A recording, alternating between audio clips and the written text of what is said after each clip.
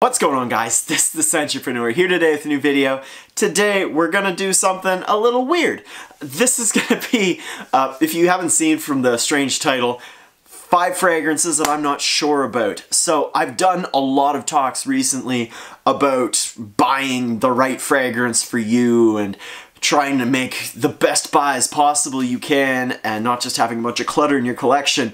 Well, today I thought it'd be kind of cool if I took 5 samples out of my closet and looked at them and went over with you guys why I'm on the fence about them. And maybe that'll give you guys an idea of maybe how you can judge your fragrances in the future and questions you can ask yourself. This is going to be in real time with 5 real example fragrances that I've got right here. So, without further ado, let's go. Okay, so you know me, I am a little more into niche than I am designer right now. I've got 3 niche and 2 designers here. The first of these niche is one from a house that gets a lot of flack. This is from Bond number 9, and it is probably their most popular scent. It is Bleecker Street. So, Bleecker Street, if you don't know, it's kind of grassy, a little woody, green with blueberries. It smells like a blueberry field, to put it simply, and this is really quite a good fragrance. My issue with Bleecker Street is it's definitely best for the springtime. It's definitely best for the springtime.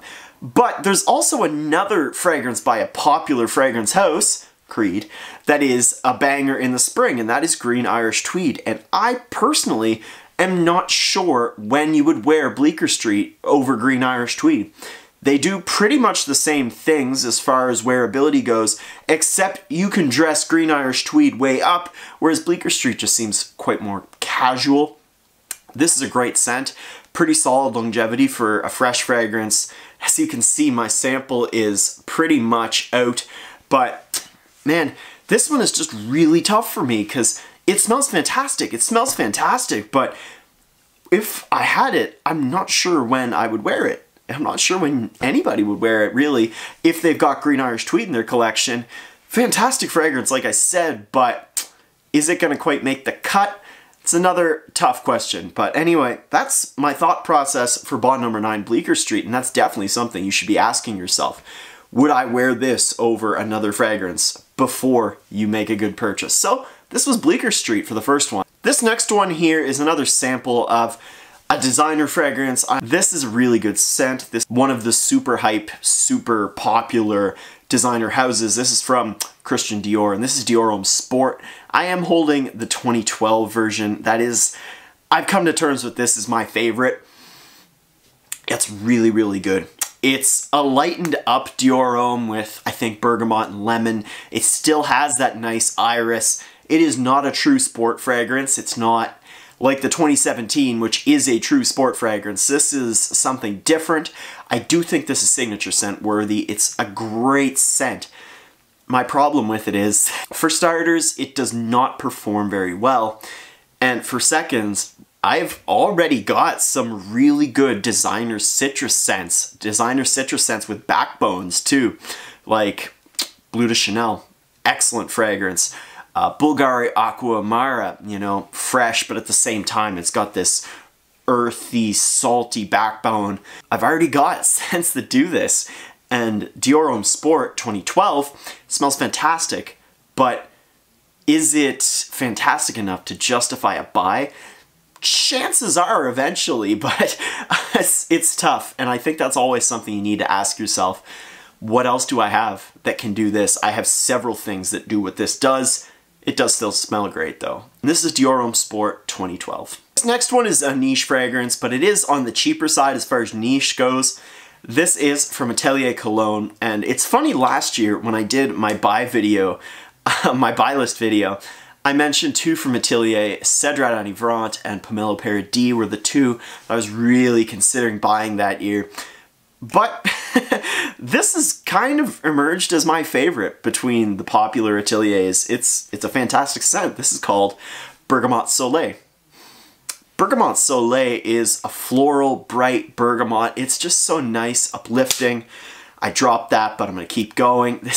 It's bright, it's so nice and light, easy, but at the same time, it does have the performance. On me, it lasts minimum 6 hours. I'm going by a sample here, so don't quote me, but I have been getting at least 6 hours out of this, and I don't think there's anything wrong with that.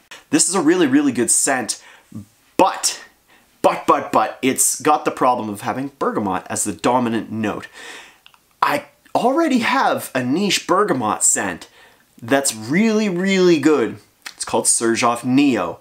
In my opinion, Neo is better than Bergamote Soleil, which is chilling on the floor right now. But again, we come back to that why.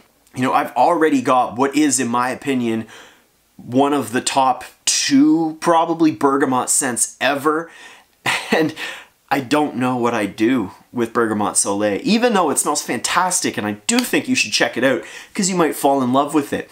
But it just comes back to, I've already got a fragrance that features this note, and is this current scent that I'm considering buying, in this case Bergamote Soleil, better than the one I already own, which is Neo? And I don't think it is. This question that I think you should be asking yourself is, what do I have that that has the same note as this fragrance, or roughly the same notes?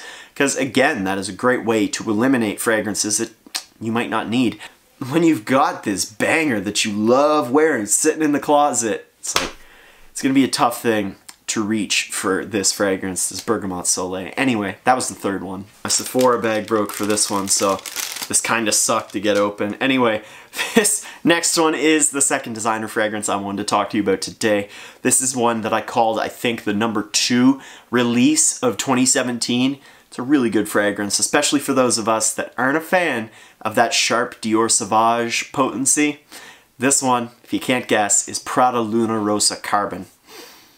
Carbon, another fantastic scent. You're noticing a trend amongst all these fragrances. They all smell really, really good, and that's why I'm on the fence about them. I've talked this up quite a bit. I really like this. I think I prefer this over Sauvage.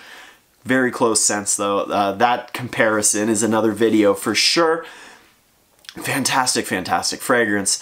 This smells very much like a shower gel. I feel like my nose is at a point where I'm like, do I want to smell like shower gel? Am I ever going to reach for shower gel?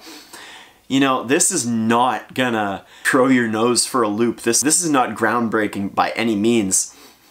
And I guess my thought process for this one is like, do I really want to smell that boring? It sounds bad and it smells fantastic, and it's probably going to get a lot of compliments for whoever wears it. A really important question to ask before buying a scent, and this one kind of differs from all the rest, but it's, do I want to smell how this smells? Does it smell great? Yes. But do I want to smell like that? I'm not sure. I'm not sure. You know, it's kind of juvenile. Like I said, it's not imaginative. It doesn't really do a whole lot for me. It does smell great, and it's easy to wear though. So that's kind of why I'm on the fence about this one, but I do think that you need to ask yourself those kind of questions, like, do I want to smell like that? One more to go, guys. Thank you for sticking through to the end of this video. Here's #5. This is from my favorite fragrance brand on this earth, by Kilian. This is called Straight to Heaven. So, man, that smells good. Straight to Heaven is fantastic, guys. This is a fantastic scent, and on this list, this is probably the one that I'm closest to buying. This and Bleecker Street are the closest to being firmly on my buy list. Straight to Heaven is boozy, it's got a little bit of dried fruits, it's vanillic, it's woody, it's got this nice spice in the background. I think it's nutmeg if I'm not wrong. It smells fantastic.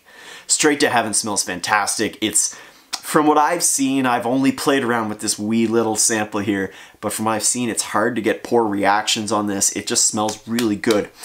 My issue with by Kilian Straight to Heaven is that it does not perform at all. Within an hour or two on me, this is a skin scent, or at least very, very close to the skin. It does not project at all. I actually get solid longevity as a skin scent, but it just doesn't push out at all. And I know that it's not the biggest deal if not everybody can smell you. In fact, I don't want to fill up a room. But the thing about this to me is, when I put a fragrance on, I want it to last a little bit. I'd prefer if it lasted minimum 4 hours of solid performance. Solid projection. This doesn't. This really doesn't. I wish it did, because it smells awesome. I have tried Straight to Heaven Extreme. I have a decant of that. Too boozy, too dried fruit, too vanilla. Nah, not a big fan of that, but this original is a fantastic fragrance, and I think if it works on your skin, that's awesome for you, but on me it doesn't. And just another thing that we need to keep in mind before we make a buy, especially an expensive buy like a Kilian, is how does it perform?